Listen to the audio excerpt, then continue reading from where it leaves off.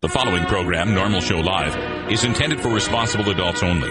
We advocate for the repeal of marijuana prohibition for adults. We discuss the science, culture, and controversy about America's marijuana laws. We do not advocate or encourage any illegal activity and advise all listeners to learn their state and federal marijuana laws by visiting NORML.org, NORML.org. Opinions and claims made by guests and advertisers of NORML Show Live are their own and do not necessarily reflect the philosophy and policies of NORML. Listener discretion is advised.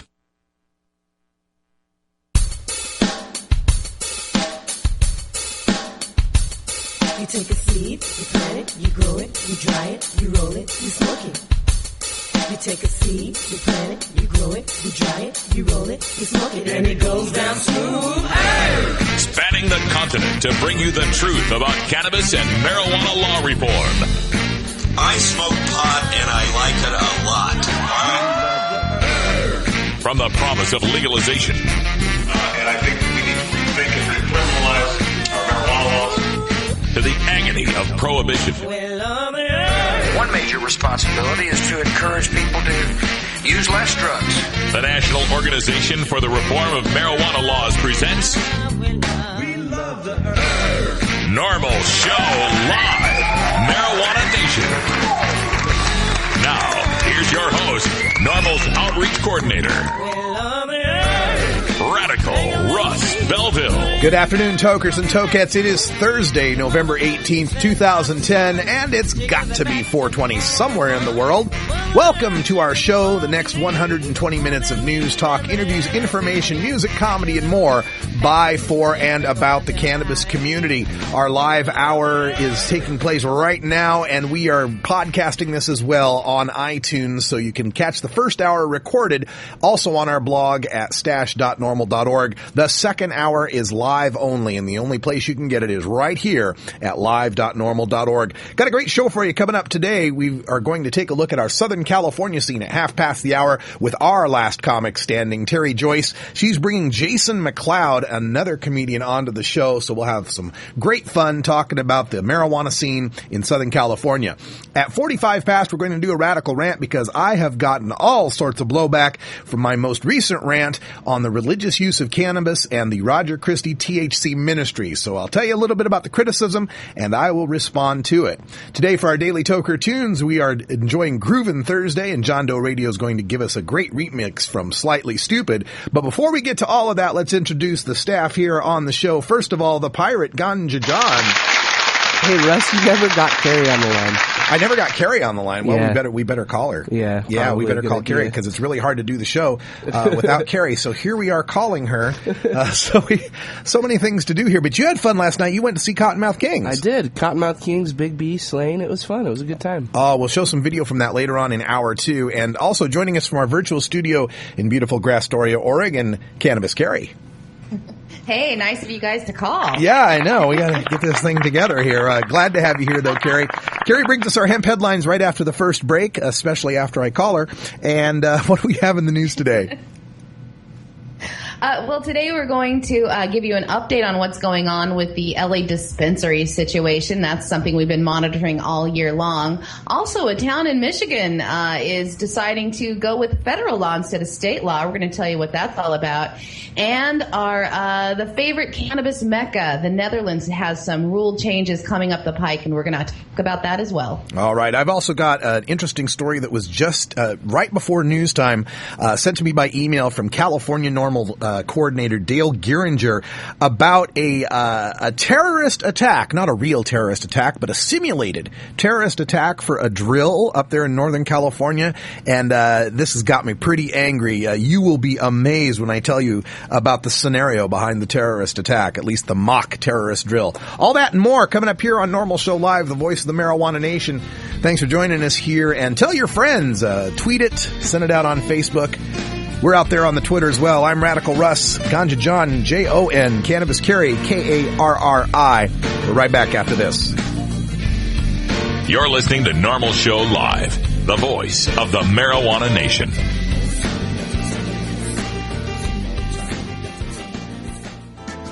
There is a peaceful solution called a peace revolution. And now let's take back America.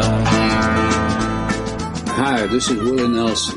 Like millions of freedom-loving Americans, I'm a marijuana smoker, and I don't think that should be any of the government's business. There's absolutely nothing wrong with the responsible use of marijuana. The next time you light up, take the time to let your elected officials know how you feel. It's time we legalize marijuana and stop treating marijuana smokers like criminals. For more information on how you can help legalize marijuana, please contact NORML at NORML.org.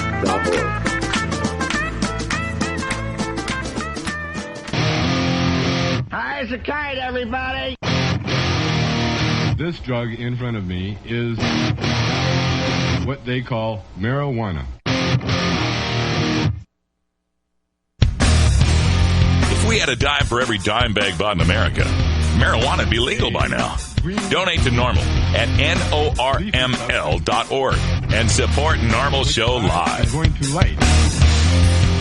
Roll a big fatty.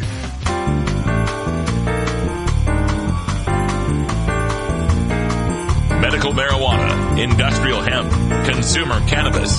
It's time for this week's NORML News with Cannabis Carrie. On Wednesday, the Los Angeles City Council decided to give medical marijuana dispensaries 6 additional months to comply with the city ordinance. The council adopted new rules and regulations that went into effect in June, but the city has still not approved any dispensaries. The council adopted the new plans to inhibit the growth of dispensaries in the city, which had numbered over 500. A moratorium passed back in 2007 was never enforced, and the city council adopted rules and regulations to cut the number of stores down to the 180 that were open before the 2007 moratorium. But out of those, only 40 were able to qualify under the new guidelines. The qualifying process was difficult for many of the dispensaries because of one particular provision in the ordinance that required dispensaries to have the same managers as they did 3 years ago when they registered with the city clerk. Many have changed managers or added new ones as their businesses grew. So yesterday, the city council eliminated that requirement, which had disqualified some of the city's most reputable and popular medical marijuana businesses, and replaced it with a provision to ensure that at least one of the original owners was still involved in running the dispensary. Other issues, like being too close proximity to a school, is the reason that the 6-month compliance has been tacked on, giving the dispensaries that plan on staying open more time to find a suitable location. The changes in the ordinance drew little debate yesterday, and the dispensary owners who attended the meeting were relieved that it had gone so well. Well, okay, this sounds a little better. It's a little weird that I guess the reasoning here with the same managers for the past 3 years is that they set the moratorium 3 years ago, so they're kind of saying that you had to have been there before we made that law, and so therefore you can continue to stay in business. But yeah, that does make it kind of difficult to assume that all the same managers would be there. To me, though, it should just be a matter of whether or not they qualify and not whether or not they came in under a certain imaginary date, as far as a moratorium goes. I've long been an advocate here that Los Angeles needs to come up with sensible regulations that recognize the needs of the market down there, right? They're just arbitrarily, picking these numbers of 180 or the 40 that qualify instead of just letting the market decide how many dispensaries there's going to have to be. There's a whole lot of medical marijuana consumers in the Los Angeles County area, and you just can't arbitrarily decide how many dispensaries there should be until you accurately know how many there are and what their need is. The best way to solve that problem is to come up with reasonable regulations that legitimate businessmen can follow and let the market decide how many dispensaries there should be instead of setting an arbitrary number. And this one's a little unbelievable. A town in Michigan has decided to ignore the state's medical marijuana law after claiming that it is just too vague to enforce. The town of Wyoming, Michigan's mayor, Jack Paul, said this week that his city will follow federal law instead of state law when it comes to medical marijuana. The city has proposed a ban that would criminalize the use, selling, or distribution of marijuana within the city limits despite the state statute. The mayor, who just happens to be a licensed pharmacist, says that he is sympathetic to people who use medical marijuana to control pain, but says that the law is written so poorly that it opens up the door for abuse and poses a safety risk to his town. Mayor Pohl says his problem is with the distribution of medical marijuana and reminds citizens that it is a Schedule I illegal substance. He says that marijuana is a Schedule I drug because of the amount of abuse potential, and until there's a system in place where marijuana can be prescribed and distributed like other drugs, it should not be legal. He claims that the state's medical marijuana law is absolutely unenforceable by the police department since there are no provisions in the law for keeping records about what is being dispensed. John Terbeek, a Wyoming attorney and medical marijuana user in the city, says the city's proposed ordinance is illegal. Terbeek says he plans on suing the city of Wyoming over the proposed ban that could penalize him despite his protections under the state law, adding he would rather use marijuana to help control his pain than a Vicodin or any other array of addictive drugs. Because his medical condition makes it difficult for him to walk or stand, he says the state law was put into place so citizens like him do not have to suffer. Mayor Pohl says he expects the ban, if it is successful, to result in lawsuits, but he believes that the court needs to settle the issues because of all the loopholes in Michigan's medical marijuana law. Now, Wyoming, Michigan is the largest suburb of Grand Rapids and has a population of around 70,000. The residents there will vote on this ban in a special election on December 6th. Well, they can hold all the votes they want. They can, fly around the maypole if they wish, but the facts are the facts and the law is the law. The mayor or a town doesn't just get to pick and choose which state laws they obey. It's a state law. And this idea that you're going to follow the federal law has also been laughed out of the courts. This has been decided through California's Prop 215, the San Diego, working their way up through the Ninth Circuit, saying that we don't want to issue ID cards. We don't want to follow the law. And at every turn, every single court they went to, the court said, no, it is not your job to enforce federal law. The job of enforcing federal law is for federal officials. It is not for state officials, and it's certainly not for the mayor of Wyoming, Michigan to be making these decisions. And the Dutch government said yesterday that it wanted to try and ban tourists from buying cannabis in the famed coffee shops in the country where hash is on sale legally. The Netherlands has one of Europe's most liberal soft drug policies, and street-side coffee shops have been a popular tourist attraction in Amsterdam and border cities for decades. There have already been an effort to clamp down on what the country calls drug tourism in the country's border cities near Belgium and Germany. The Dutch border towns of Maastricht and Terneuzen have already restricted the sale of marijuana to foreigners in hopes to limit crime and disturbances such as traffic jams. An advocate general of the European Court of Justice ruled in July that the border towns in the Netherlands do have the right to refuse foreigners entry into the coffee shops. With that ruling on their side, the Dutch Minister for Security and Justice confirmed on Wednesday that a wider crackdown is coming after coalition parties agreed to push for such a ban back in September. The current government administration that took office just last month has agreed to limit the sale of cannabis to Dutch residents only to curb crime linked to its production and trading. The country's minister, Ivo Opstelten, told the major media broadcaster NOS on Wednesday, quote, "No tourist attractions. We don't like that." Then he added, "The heart of the problem is crime and disturbances surrounding the sale. We have to go back to what it was meant for, local use for those who like it," unquote. Amsterdam, the mecca of many cannabis tourists, has 223 coffee shops and is already in the process of closing some of those in the red light district to tackle criminal activity that has sprung up in the area. The government's plan for a tourist ban, whereby only holders of a residence pass would be allowed to buy hash, has not yet been formally put into law, and no time frame has been proposed. You are allowed to possess up to 5 grams of cannabis or hash in the Netherlands, but large-scale production and transport is a crime. The new rules will not affect this year's annual High Times Cannabis Cup that begins next week. Many of the attendees will begin arriving tomorrow for the event in what we hope will not be the last of its kind. crimes like chilling out. Yeah.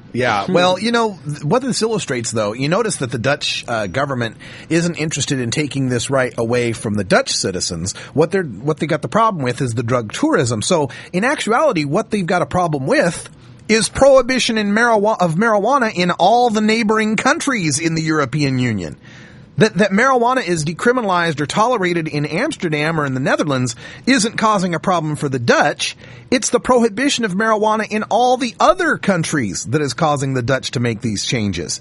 This is one of the things we have to think about as we go about legalizing marijuana in the European Union or here in the United States, is that if one state in America or one country in the EU has a more liberal and tolerant policy, the people who enjoy the use of cannabis are going to flock to that area. We've got to find a way to deal with that without overly restricting the people that are using cannabis.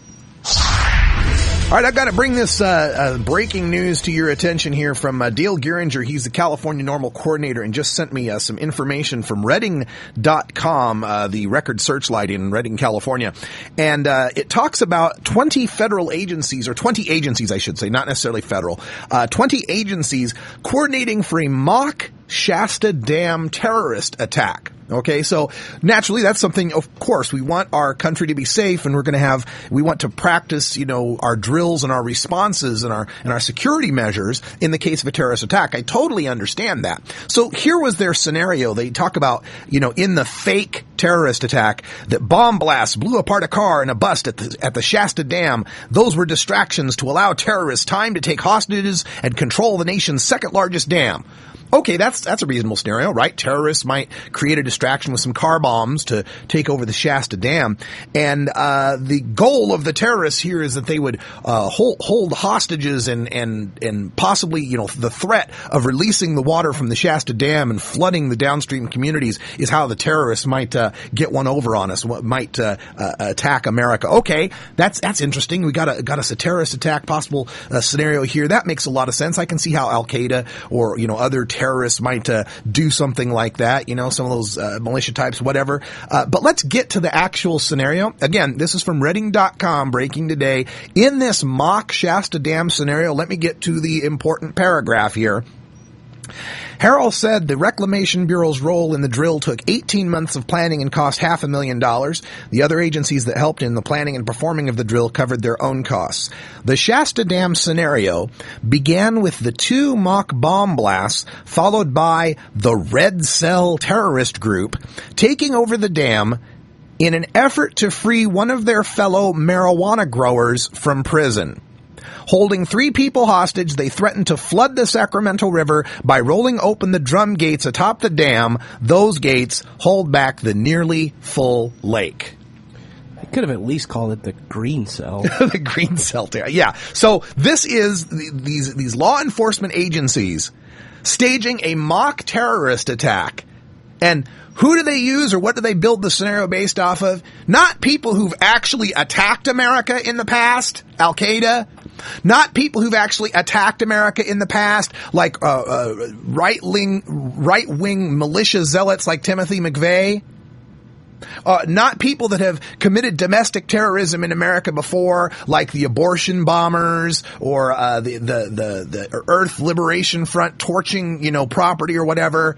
Not anything realistic that's ever happened here in America as far as attack goes.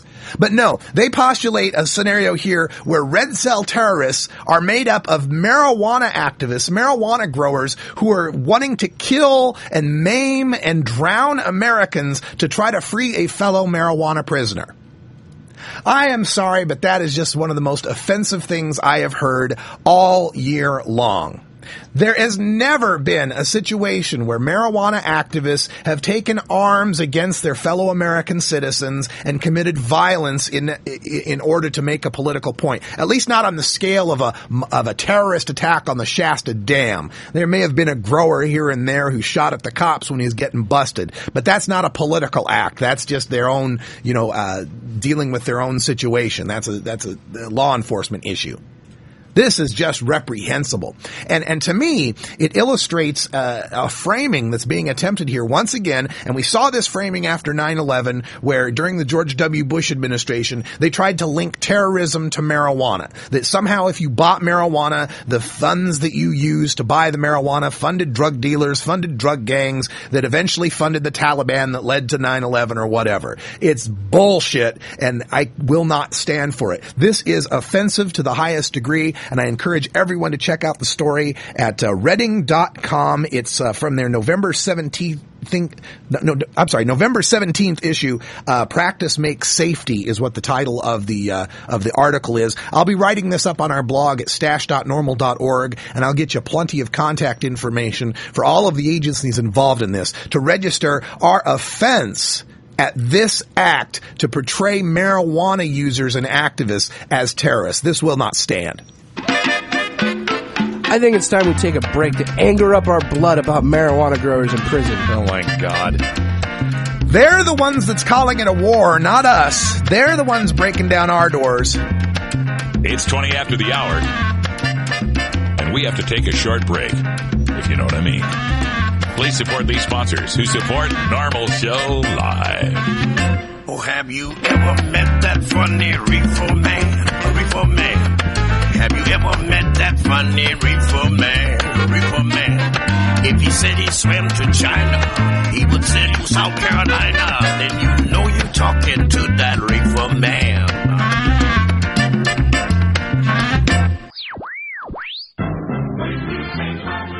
Marijuana and alcohol are the two most popular recreational drugs in America. Marijuana smoking is non-toxic, relatively safe, and has a low risk of dependence. Alcohol drinking is potentially fatal, dangerous to society, and is quite addictive.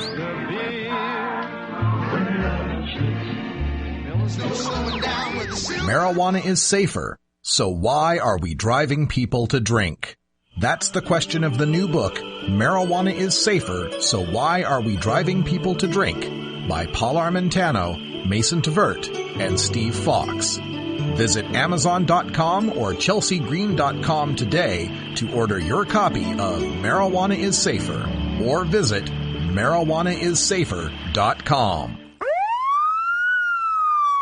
Normal Show Live reminds you to never consent to a search. If you're holding and you consent, in most states you will be arrested immediately and you will go to jail. If you don't consent to a search, police may try to intimidate you by threatening to bring in drug-sniffing dogs or try to fool you by saying things will go easier if you consent. Yeah, easier for them, sure. Stand your ground, refuse the search, and ask the officer if you're free to go.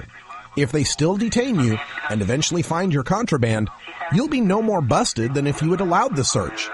But by refusing the search, your attorney has a chance to win your acquittal before a judge. If you consent to the search, your attorney's hands are tied. You can find a list of Normal Legal Committee attorneys specializing in marijuana cases by visiting the Find a Lawyer link at normal.org.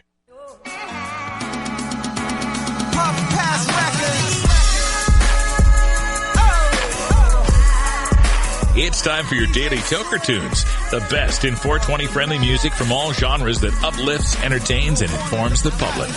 Today we bring you tunes for Groovin' Thursday. Our salute to all the dopest beats and killer rhymes that we find in the best of rap, hip-hop, soul, R&B, and funk. Brought to you by the John Doe Radio Show in Denver, Colorado. Accurate and informative marijuana reform news and entertainment. Available on the THC Media Network and JohnDoeRadio.com. If you'd like to submit your song to be played on Normal Show Live, send it to us at stash@normal.org. Now here's some more great independent marijuana music for today's Daily Toker Tunes.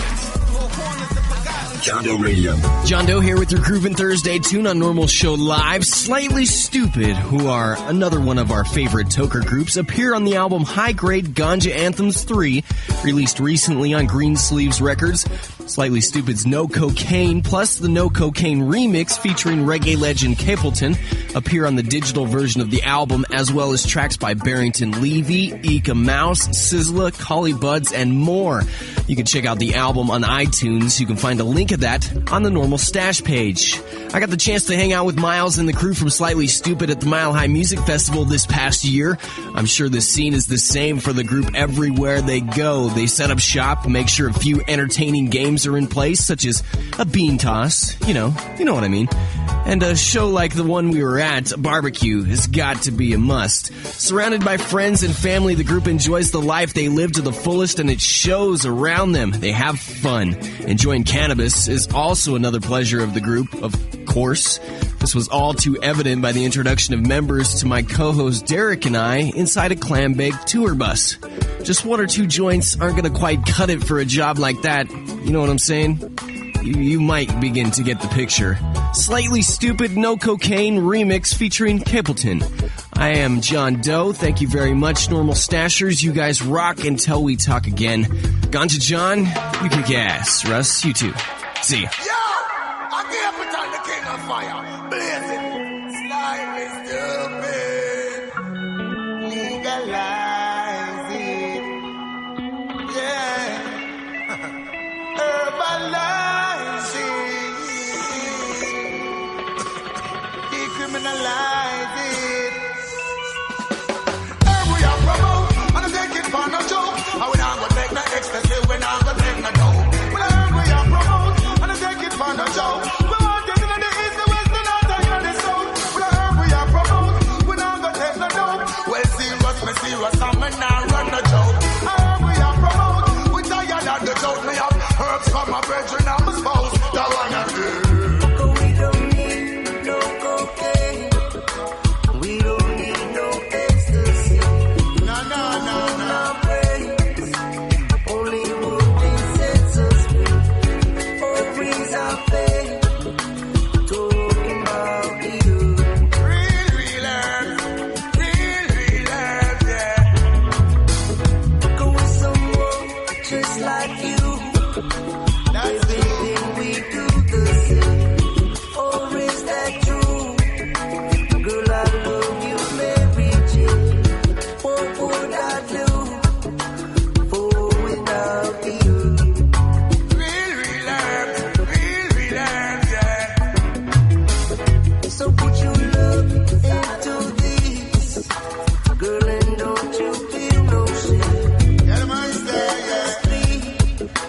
Girl, I love you, Mary Jane. And she loved me. All about me.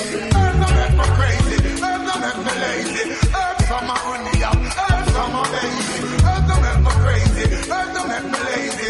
Exercise the brain and it don't make me laugh crazy. Herbs don't make me crazy. Fireman, I'm lazy. Alaska on the scope and the population.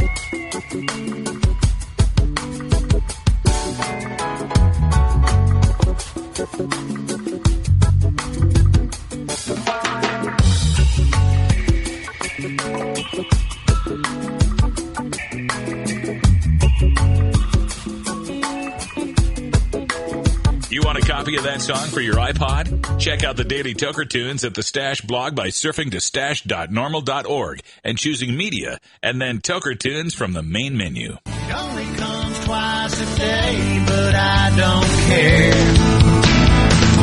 It's 420 somewhere. All right, folks, time to check out our cannabis community calendar, which you can find at normal.org/calendar. Tonight, Thursday, November 18th, Tulsa NORML in Tulsa, Oklahoma is having their meeting at the Hardesty Regional Library. Check out their website, tulsanormal.org, for more details.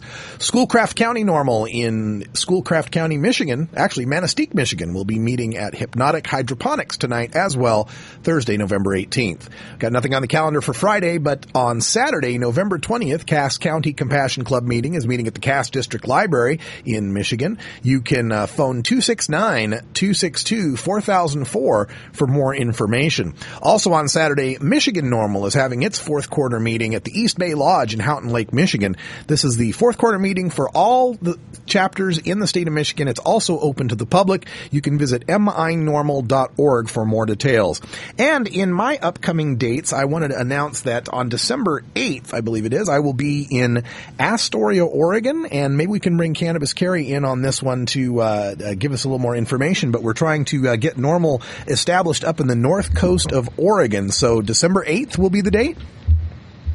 Yeah, that's a Wednesday, December 8th at 7 p.m., and we're really excited. It seems like there's a lot of interest in the area. All right, so we'll be up there in the North Coast, and again, check out our calendar at normal.org/calendar for more details. You can get all the email addresses, the phone numbers, all the stuff you need to get involved. Check us out, normal.org/calendar. Starfish Designs, makers of the original Gandalf.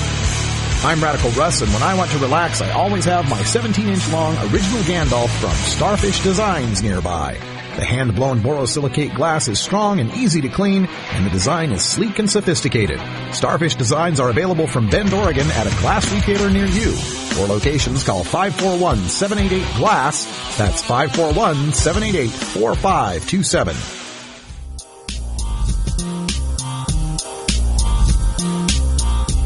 In terms of legalization of drugs, I think that the battle, the war on drugs has been a utter failure.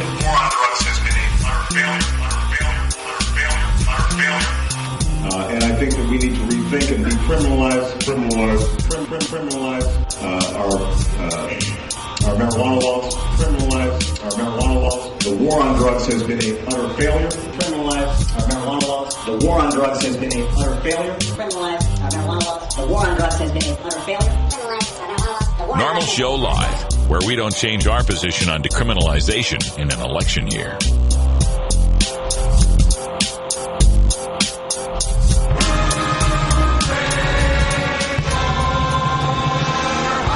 Weed. That's Hooey Valley, hooey-ha. Weed. Where any office boy or young mechanic. Now it's time for a report from the epicenter of American cannabis culture with our Southern California correspondent. You know her from ComedyNation.com and her appearance as a finalist on Season 1 of NBC's Last Comic Standing. It's our friend, cannabis comedian and marijuana activist, the lovely and talented Terry Joyce. Oh, I'm always happy to go visit Terry Joyce in the Southern California scene. How are you doing, my dear? I am doing really good, and it's really it's the first time that we spoke since the election. Yeah, how's that feeling for you? Well, it's interesting. I do have something that I do want to share with you that I was involved in right before the election, which I did I monitored a discussion series on marijuana at the Actors Gang Theater on the 1st. And one of our panel guests, and I noticed that your website has mentioned of her because she's anti-Prop 19, or was anti-Prop 19, was Alex Doddick. Okay. She was on the panel, and I don't know if anybody knows this, but she has a history of having been one of Heidi Fleiss's ex-hookers. Oh. And and she wrote a book. She wrote a book called You'll Never Make Love in This Town Again. And then she's a former addict who has an organization called Nip It in the Bud. Oh, yes. I did review her on our website. Alexandra, yes, go on. Yeah, Alexandra Alexandra, okay, so she was on the show, and, I've never been a monitor before, Russ, and I didn't realize that as a monitor that I'm not supposed to, take an opinion. Oops. Oops, that was a big lesson of me, and I'm completely holding myself responsible for that. But when it happened, and this was the first discussion series that they did at this theater, she was sitting right next to me, and in the middle of the show, at the very beginning, she accepts a phone call on her cell phone. Okay, which I don't know how I'm going to play this off. She goes, "Can I take it?" And I'm like, okay, because it was Nate Holden, who's the former LA City Councilman, who was going to stop in unbeknownst to be till minutes before the show and be part of the anti-19 campaign. Okay. So I grabbed the phone, and of course, I working in clubs, I have to play it off and go, "Hey, are you driving hands-free?" And trying to make, some sort of joke about it. And so, he finally gets in and sits down next to it. Now, what I find interesting is at some point, Alex Doddick says that Harry Anslinger back in 1937 did nothing, was not responsible for did not cause propaganda surrounding marijuana. At which point I lost it. I was no longer a monitor, and I went, "That's a lie. That is a lie. It is not true." Now, the Los Angeles Times picked up and put it in an article where I shouted her down, and the panel went into chaos. Okay, so my point being about that is that I believe that not only did Harry Anslinger cause propaganda, but our media still does it to us today, which means that we need to be every extra careful in how we present ourselves publicly. Because they are looking at every chance to make us not look okay. And one reason that I think that we suffered in Prop 19 is because marijuana still suffers from a bad image. And we in some ways are responsible in the fueling. When are we going to stop projecting ourselves like a softcore film, Nurses Bong, once again, Deep Throat Part 3. They only orgasm when they vaporize. At some point, we gotta clean it up a little bit and at least be the girl next door with showing a little cleavage. It's I feel that we need to educate and even harder and almost be impeccable. We almost have to play the same games that they are playing, because again, my feeling is that the media still just is not behind us. We didn't even get that much coverage before the election, and yet we talk about it more afterwards. Yeah. What do you think? Well, I agree a little bit with that. I think a lot of the coverage that we got leading up to the election, centered on what the opponents were saying, and I think it got bogged down in the, the claim about how much tax money would be saved or how much it would hurt the cartels, and they were the opponents were able to say, well, it wouldn't have that much tax money and it wouldn't hurt the cartels that much, and it became an argue about the details instead of just the morality, like you say, of is it right to lock people up for smoking and growing weed? That's where I thought we should have stuck with. Yes. Well, I did want to address your point, though. You spoke of Harry Anslinger and Alexandra Daddig or Doddig, whatever her name is. There's a great website that appeared during the Prop 19 campaign, and it's a parody website called OpposeProp19.com. Check out OpposeProp19.com because they've got all of the Harry. It's a website built as if Harry Anslinger built a website. So it's all of his stuff. And right here, Marijuana Assassin of Youth. This was written by Harry J. Anslinger back in the 30s. The sprawled body of a young girl lay crushed on the sidewalk the other day after a plunge from the fifth story of a Chicago apartment house. Everyone called it suicide, but actually it was murder. The killer was a narcotic known to America as marijuana and to history as hashish. It is a narcotic used in the form of cigarettes, comparatively new to the United States, and as dangerous as a coiled rattlesnake. Come on, that's the propaganda we're talking about, right, Terry? Well, yeah. It makes a great science fiction movie, but it's not reality. Yeah. And that's just, unfortunately, I think that we're still victim to it in some ways. It's just the stories are different now. Yeah. Well, I did want to give you a chance. Of course, every time we visit the Southern California scene, we always bring in a guest to the show who is involved in the movement in one way or another. And you've got kind of a double threat here in your guest here, as he's a comic and works in the industry. So tell us about your guest today, Terry. Well, I do go to the pharmacy a lot. It's one of my favorite dispensaries here in West Hollywood. And our guest today is not only, with the dispensary. He says he's the most legal dealer under the state of California right now, but he's also a comedian. And so I'd like to invite to the show Jason McLeod.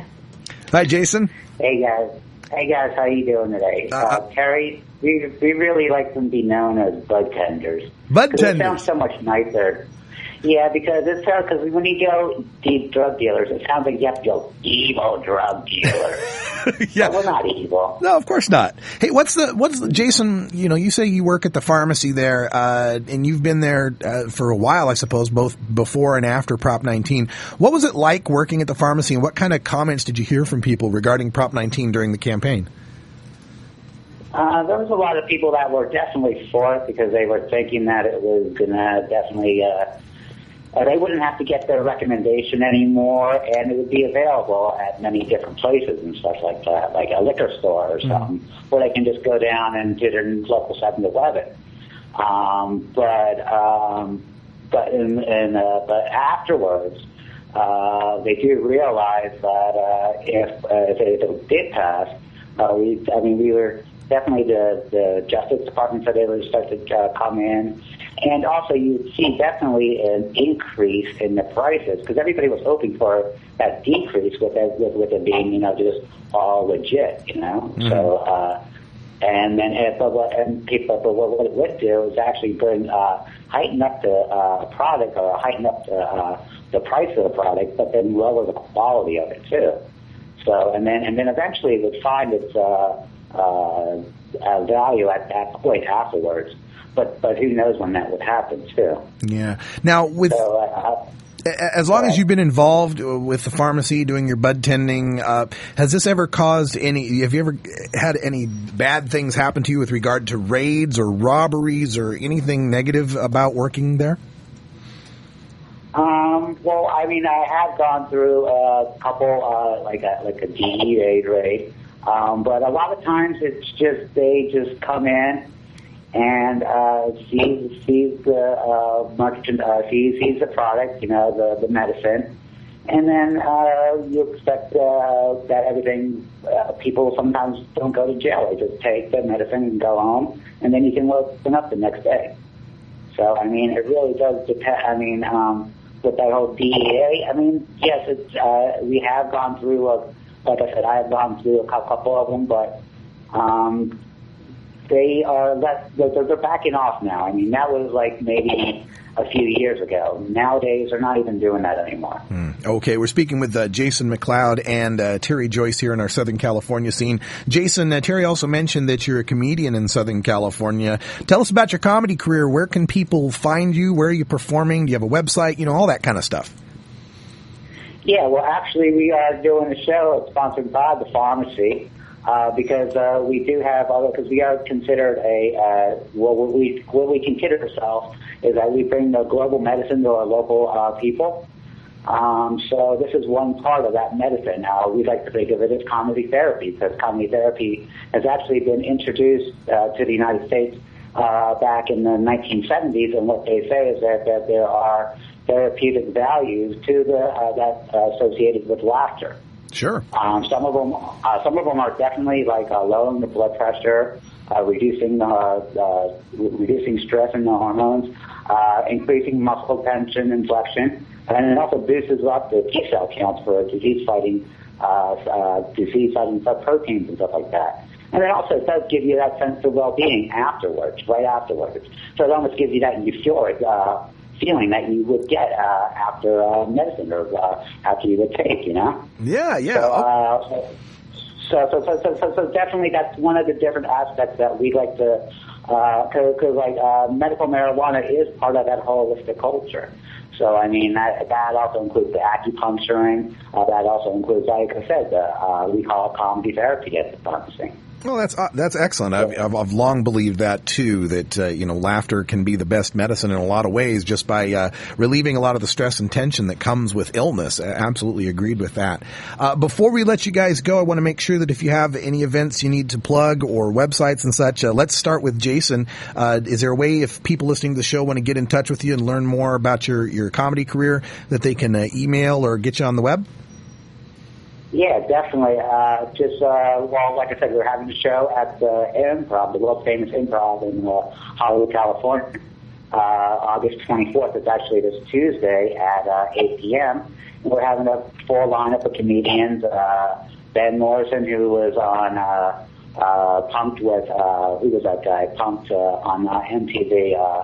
He's married to that new famous girl, but anyhow. Oh, Ashton Kutcher, yes, Ashton Kutcher. Ashton Kutcher, that's right. And then also there's T.J. Miller, who was on Cloverfield, and now he's out with the new Yogi Bear film, so that should be out next year with him.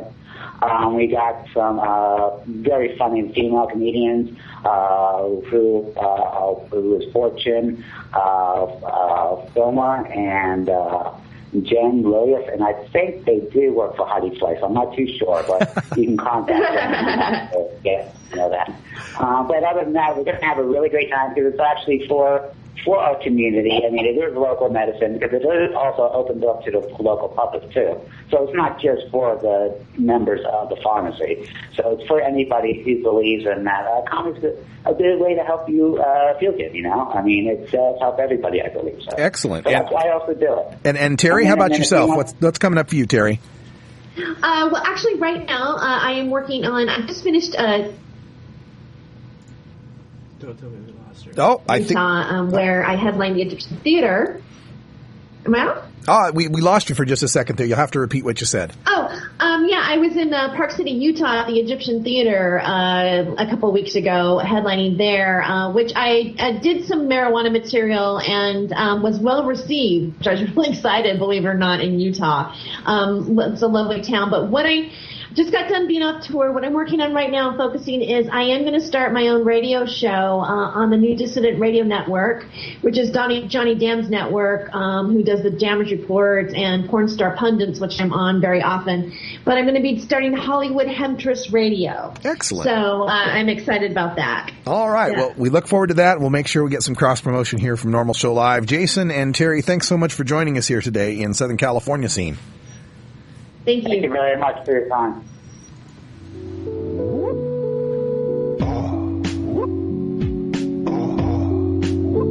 According to Carl Sagan, making apple pies from scratch is extremely difficult. If you wish to make an apple pie from scratch, you must first invent the universe. You're listening to Normal Show Live, the voice of the marijuana nation. Ever wonder how often to change your bong water? The most effective method for baking pot brownies? The best destinations for a ganja getaway? How to hide herb in your car? Whether to grow your own? How precisely to legalize it? Or how something as wonderful as marijuana ever got to be illegal in the first place? Finally, you can find all these answers and much more in the official High Times Pot Smoker's Handbook, featuring 420 things to do when you're stoned. Since 1974, High Times Magazine has covered marijuana in all its aspects and wonders, from cultivation to legalization to the herb's enduring and exalted place in popular culture.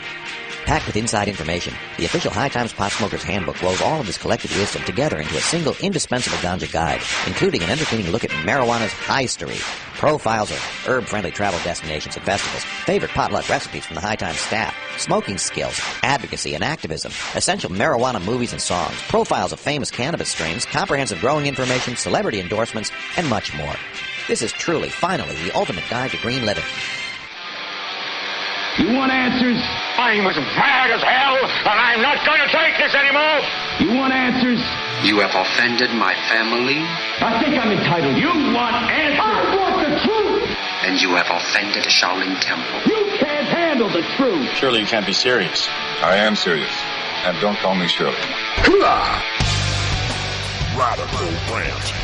Welcome back, Tokers and Tokettes, and no kidding about offending a Shaolin temple. Boy, I've really stepped in it this week. If you go back into the archives a couple days ago, you can catch my rant on Roger Christie and the THC ministry, and it's something I've talked about many times. I've written about it many times, and my opinions on the religious use of cannabis. And this has generated a lot of backlash, not at my blog at stash.normal.org, although there are a couple of folks in there that have given me a run and given me a couple of really long rebuttals, but also at a website called opposingviews.com. Now, when I post things for NORML at the Stash blog, it also gets picked up on this Opposing Views blog, and it seems to me that's where most of the opposition has come. I just want to read a few of these things, people's opinions of my opinion, and then I'll respond.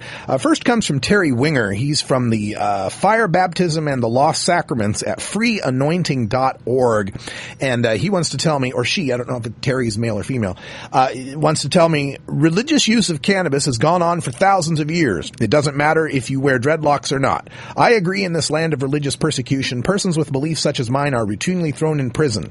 Hell, most of these prisoners are forbidden to even argue a religious use case. But to many of us, cannabis is the tree of life. This is not a joke for us. But for an atheist, talking about religion and the Bible is a joke to me. Further, for NORML to support these comments are even a bigger joke. You know, persons such as me have sincere beliefs in this. As a Gnostic Christian, I believe cannabis is a holy sacrament, a part of the holy anointing of Jesus Christ, and a gift from God. For NORML to support your comments astounds me. We get another response here from the Reverend Nancy Waite Harris from the Sacred Truth Mission. And let's see if I can get this here. She says, I'm used to preaching to the choir, but what really angers me is when we have to argue with what should be the choir, like these NORML radicals. Here are the facts. Many of us use cannabis as sacrament. There are several congregations who have loosely bound themselves in an organization called United Cannabis Ministries. We are fighting for our right to worship as we feel we must. Many of us must choose daily between following what we believe to be the will of the Almighty and following the laws dictated to us by our government. NORML does not support our struggle for religious freedom. Further on in this, we get to a point about, let me see, find this point here, about accepting donations. And I had made a point in my rant about the Catholic Church, doesn't exactly sell the little cups of wine that they use for sacrament. She makes the point, Nancy here makes the point, why should cannabis churches be any different? Am I somehow more holy than Roger? Wrong plot. But there are many on this island who also receive sacrament without charge. Russ says that Christians never sold sacrament, also untrue. Ever hear of Christian Brothers Winery? Not only do these monks sell wine to other Catholic churches, they even did so during alcohol prohibition. Another poster named Marijuana Man came back and he says, let's see, Paul SD, let's get to him first. NORML's defeatist attitude. When Belleville writes, I've said it before to the medical users and I'll say it again to the religious users, carving out an exemption for yourselves for the criminality of cannabis prohibition is always going to lead to undue restrictions for you at best and a jail cell at worst.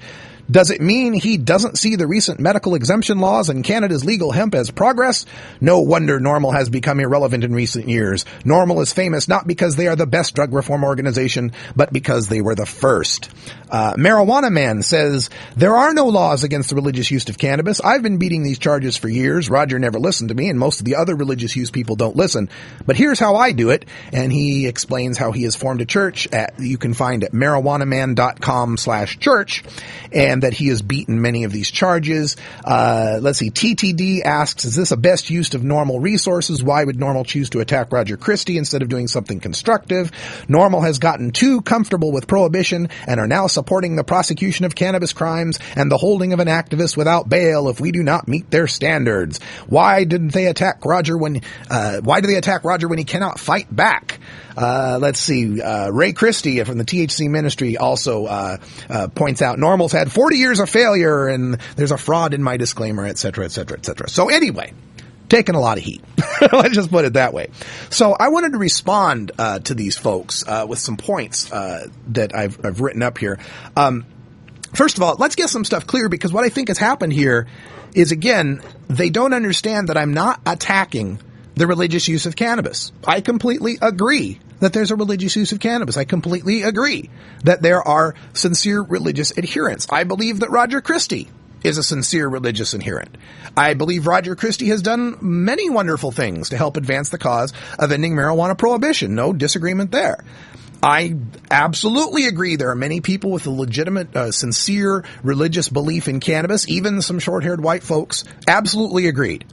I also agree the Constitution has a freedom of religion clause, and it covers the right of people to use their sacraments so long as doing so doesn't infringe on others. I completely support that interpretation. And I also agree that it's an honorable fight to take to the courts to secure a religious right to use cannabis. Sure thing. I'm behind you all the way. Okay? Now, here's where we disagree. Right now, as of this minute, there is no established law recognizing a religious right to use cannabis. You may believe there is.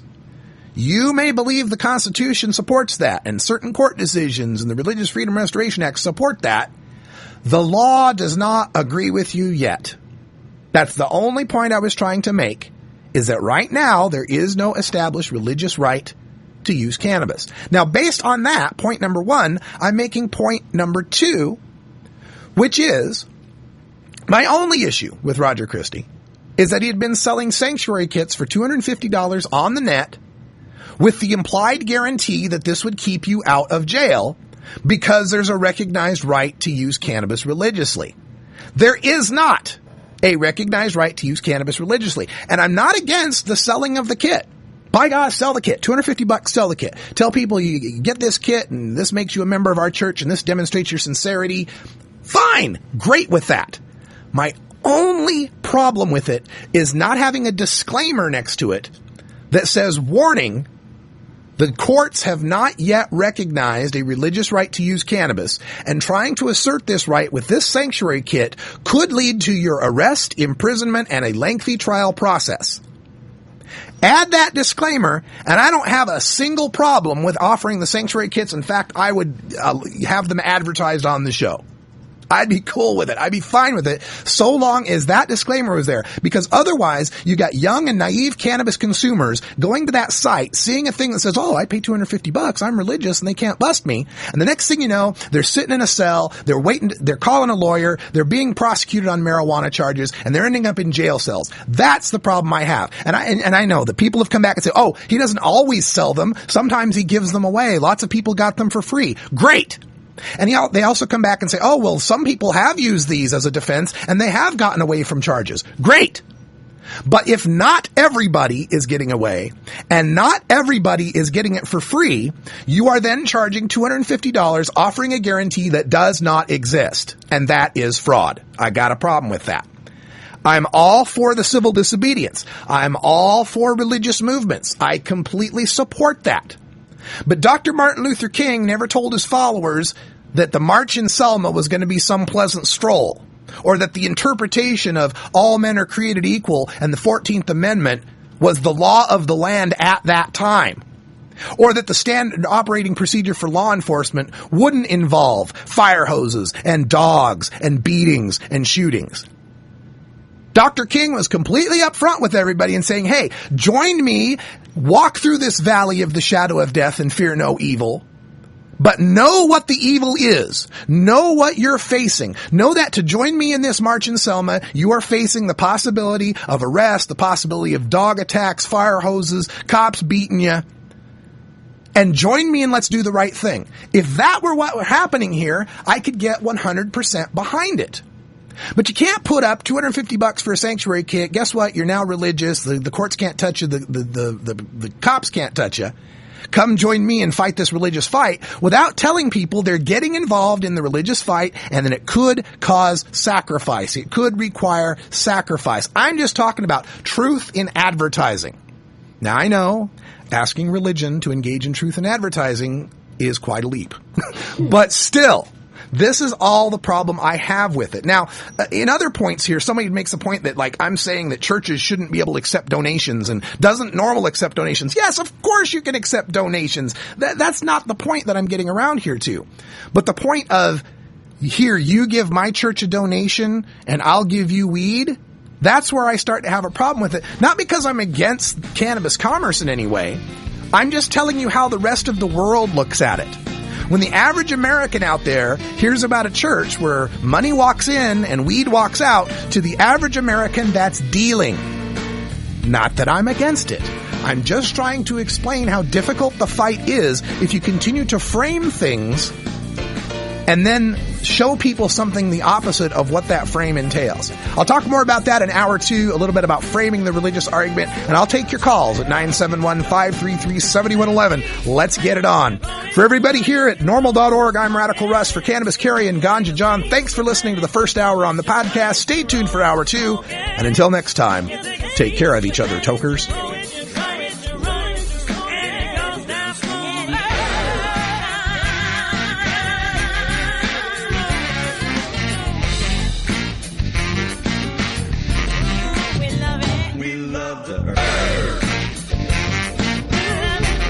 This is NORML Show Live, the voice of the Marijuana Nation. Take it out one more time. You take a seed, you plant it, you grow it, you dry it, you roll it, you smoke it. You take a seed, you plant it, you grow it, you dry it, you roll it, you smoke it. You take a seed, you plant it, you grow it, you dry it, you roll it, you smoke it, and it goes down smooth.